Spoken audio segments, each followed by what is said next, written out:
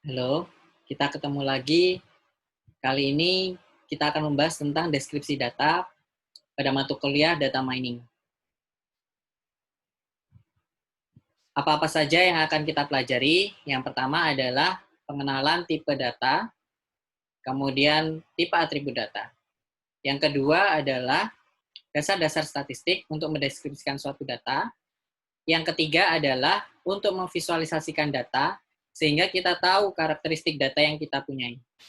Yang keempat adalah mengukur kesamaan dan ketidaksamaan suatu data, sehingga kita dapat gunakan untuk menyelesaikan suatu solusi. Yang kelima adalah mengenalkan big data. Di sini kita tidak akan membahas lebih detail proses dari big data. Kenapa sih kita penting untuk mengetahui deskripsi data? Karena kita ingin mengetahui informasi-informasi atau pengetahuan apa saja yang ada pada data yang kita punyai, sehingga kita dapat mengkomunikasikannya dengan model yang akan kita gunakan. Untuk yang pertama, bahasan di sini adalah pengenalan tipe atribut data dan tipe data objek. Di sini akan dibagi menjadi 4 tipe data secara garis besar. Yang pertama adalah tipe data record.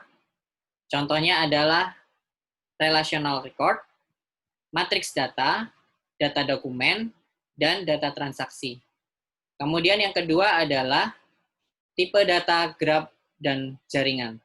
Contohnya adalah World Wide Web, kemudian jaringan sosial atau jaringan informasi, kemudian struktur molekul. Yang ketiga adalah tipe data order. Contohnya adalah temporal data, seperti harga saham.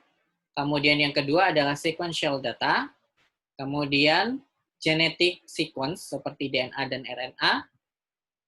Dan yang terakhir adalah video data. Video data ini dapat dianggap sebagai tipe data order, karena video merupakan sekumpulan barisan dari image atau gambar. Yang terakhir adalah tipe data spasial, image, dan multimedia. Contohnya adalah image data, kemudian video data, dan untuk spasial data contohnya adalah peta. Ada 4 properti yang penting pada data. Yang pertama adalah dimensi. Ada istilah curse of dimensionality. Jadi, jika data kita berdimensi tinggi, maka kita perlu langkah-langkah lebih jauh, sehingga model kita dapat bekerja atau mempelajari data tersebut dengan baik. Yang kedua adalah tentang penyebaran data atau sparsity-nya. Jika data tersebut terlalu menyebar, maka model kita akan sulit untuk mempelajari data yang kita punyai. Yang ketiga adalah terkait dengan resolusi. Hal ini berhubungan dengan skala dari suatu data, apakah data kita berskala kecil ataukah berskala yang tinggi. Contoh misalkan pada image, kita akan kesusahan atau model kita akan kesusahan untuk mempelajari image yang beresolusi rendah. Kemudian yang keempat adalah terkait dengan distribusi data yang kita punyai. Data yang kita harapkan atau model selama ini di machine learning atau data mining akan sangat bagus jika data yang kita punyai berdistribusi normal. Sehingga kita perlu tahu distribusi-distribusi yang ada pada data-data yang akan kita gunakan. Selanjutnya adalah tipe atribut. Nah, tipe atribut di sini ada nominal, binary, dan ordinal. Sebenarnya ketiganya hampir sama. Untuk binary hanya memiliki nilai 2 saja, ya atau tidak. Kemudian kalau kategori, dia lebih cenderung pada penamaan suatu benda atau objek. Sedangkan kalau ordinal, dia nilainya lebih cenderung difokuskan pada nilai yang berperingkat. seperti small, medium, large, kemudian nilai dari suatu IPK misalkan. Selanjutnya adalah atribut numerik. Di sini dibagi menjadi dua, ada interval dan ada rasio. Untuk atribut ordinal dibagi menjadi dua juga, yaitu discrete dan continuous. Untuk discrete lebih kepada nilai yang berhingga, atau bisa juga tak berhingga tapi dapat dihitung. Sedangkan continuous lebih atau continue lebih pada nilai bilangan real, bisa floating point atau bilangan desimal. Selanjutnya, dasar-dasar statistik untuk mendeskripsikan suatu data. Jadi, data itu kita dapat representasikan secara statistik. Kenapa? Untuk mengetahui data yang kita punyai. Caranya adalah dengan mencari distribusinya, variasinya, dan penyebarannya. Untuk penyebaran data, kita bisa melihat dari nilai median, nilai maksimum, nilai minimum, dan outliers. Di sini kita bisa menggunakan analisis box plot, bisa secara numerical dimension, kemudian bisa juga secara analisis dispersinya. Nah, untuk central tendency atau distribusinya, kita bisa menggunakan nilai rata-rata, kemudian nilai median atau nilai tengah suatu data, kemudian nilai modus atau nilai yang paling banyak atau sering ditemukan. Nah, dari central tendency ini, kita bisa membuat bell shape-nya dari suatu data kita. Besar harapan kita atau model yang akan kita gunakan di machine learning atau data mining adalah jika data kita simetrik atau berdistribusi normal seperti yang di gambar tengah ini. Apabila kita menemukan gambar yang positively skewed atau negatively skewed, maka contoh yang paling gampang adalah jika kita bekerja dengan data yang imbalance kelasnya atau tidak sama. Misalkan kelas A atau kelas positif berjumlah 100, sedangkan kelas B berjumlah 30. Seperti itu. Kemudian selanjutnya, untuk mengetahui penyebaran data, kita bisa menggunakan kuartil, outlier, dan untuk mengetahuinya kita bisa menggunakan box plot. Ada juga menggunakan atau menghitung variansinya, kemudian standar deviasinya. Nah, ini adalah analisis box plot. Jadi kita akan mencari nilai kuartil Q1, Q2, dan Q3-nya. Kemudian kita bisa menentukan nilai maksimum dan minimum dari suatu data. Sehingga kita bisa nilai minimum dan nilai maksimum ini didasarkan atas nilai Q1 dikurangi 1,5 kali interquartile range-nya. Sehingga di sini kita bisa menentukan nantinya adalah nilai-nilai outlier dari data yang kita punyai. Seperti gambar bulat hijau di sini. Jika kita representasikan ke dalam bell shape, maka contohnya adalah seperti ini.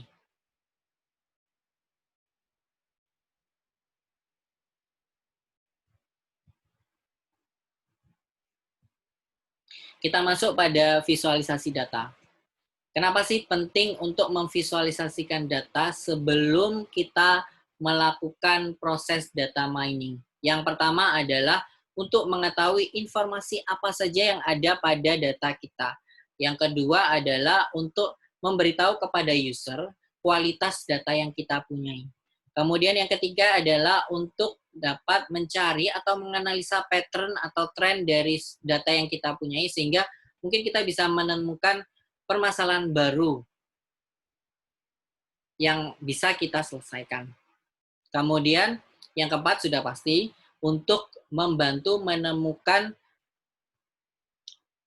parameter yang cocok untuk model yang akan kita gunakan di data mining atau di machine learning.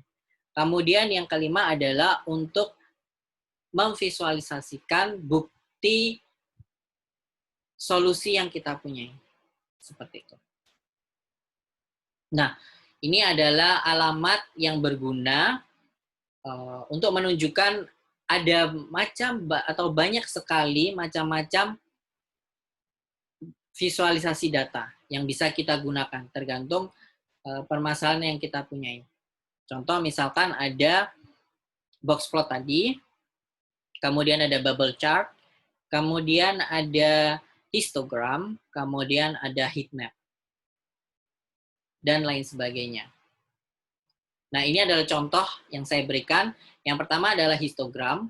Ini datasetnya adalah pada human activity recognition, sehingga saya akan menghitung jumlah atau frekuensi kemunculan dari suatu aktivitas penghuni atau manusia di rumah tersebut.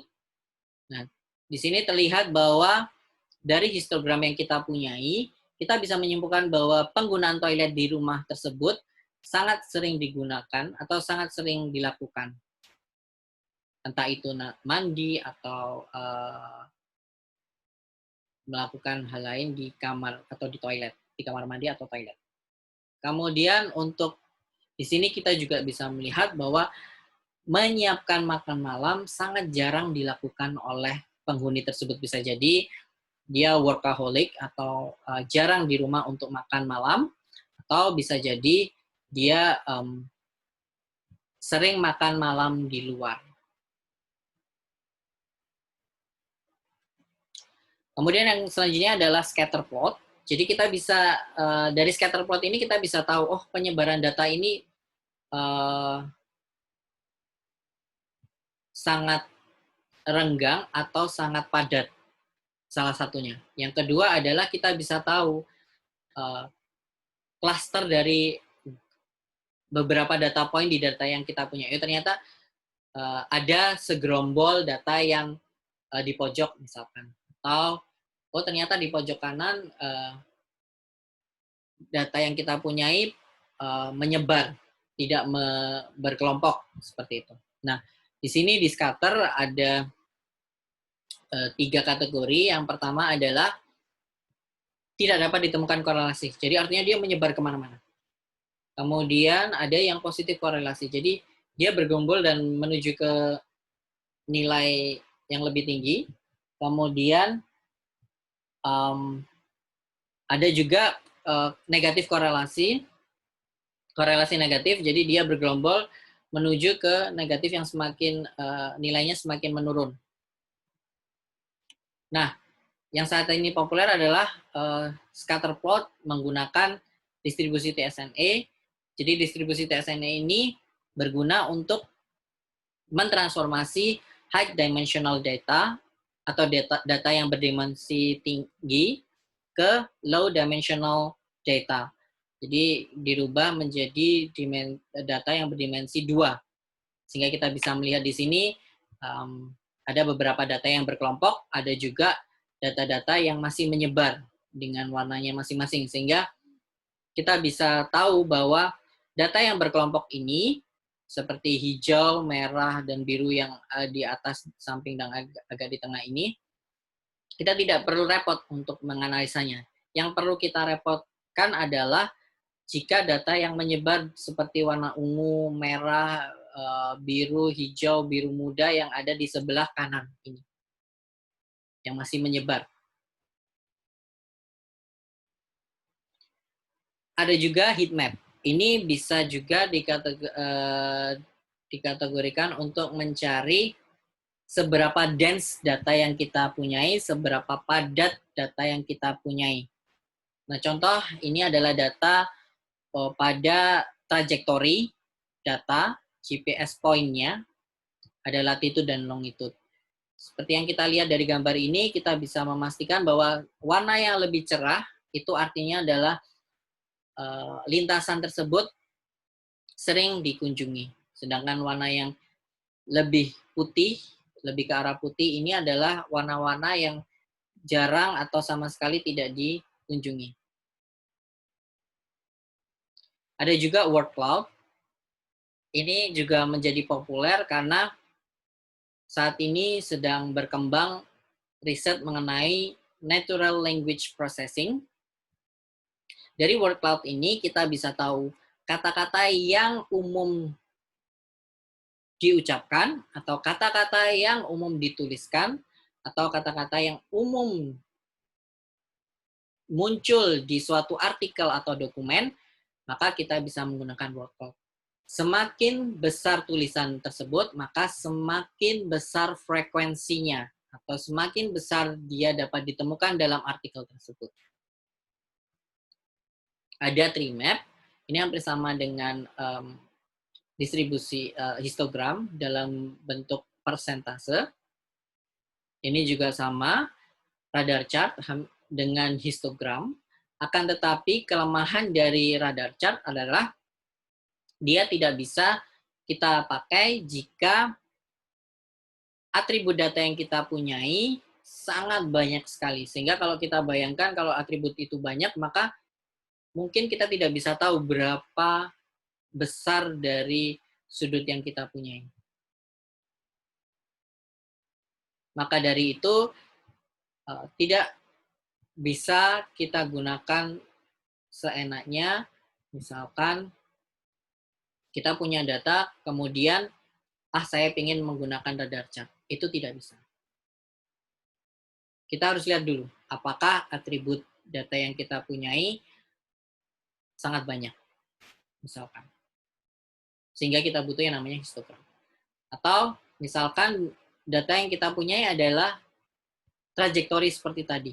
Kita tidak mungkin menghitung histogram dari setiap titik. Sehingga kita gunakan yang namanya heat map. Seperti itu. Selanjutnya adalah menghitung kesamaan dan ketaksamaan dari suatu data. Sudah pasti kita menggunakan pengukuran numerik. Semakin tinggi pengukuran tersebut, maka dikatakan semakin sama, mirip. Semakin kecil pengukuran tersebut, nilai pengukuran tersebut, maka dikatakan tidak mirip. Dari keduanya kita juga bisa menyebut sebagai proximity. Ini adalah rumus jika kita menggunakan atau berhadapan dengan atribut nominal, di mana M adalah jumlah yang cocok dan P adalah jumlah variabel yang kita punyai. Ini jika kita berhadapan dengan atribut binary, seperti yang tadi saya singgung, atribut binary maka nilainya hanya ada 2, 0 dan 1. Maka disebut di sini, dibuat tabel seperti ini. Ada istilah simetrik, asimetrik, dan Jacob coefficient. Ini adalah contohnya.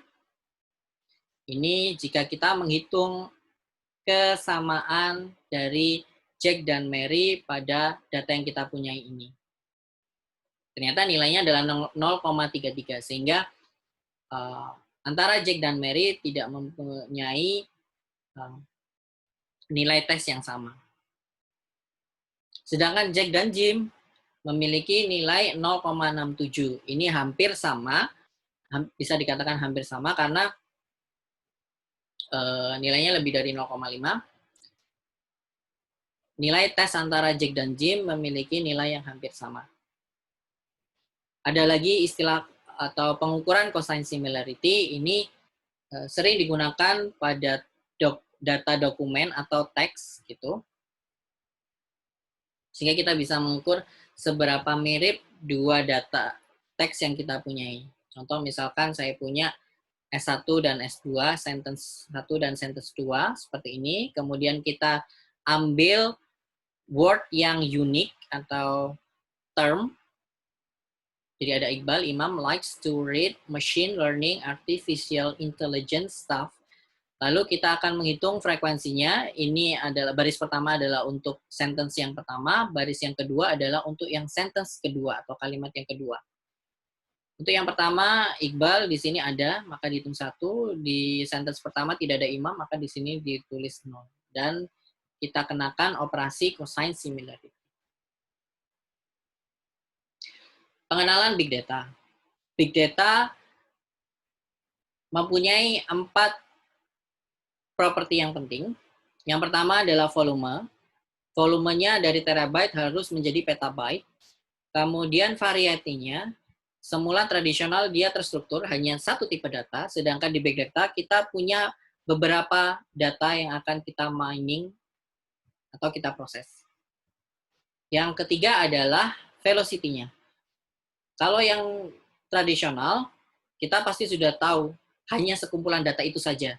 Sedangkan kalau di big data, kita akan ketemu data baru lagi, dan data baru lagi terus.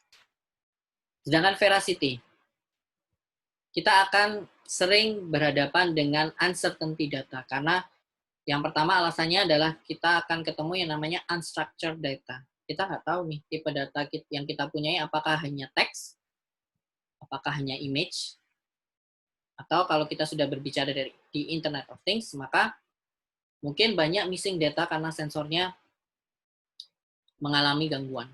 Seperti itu.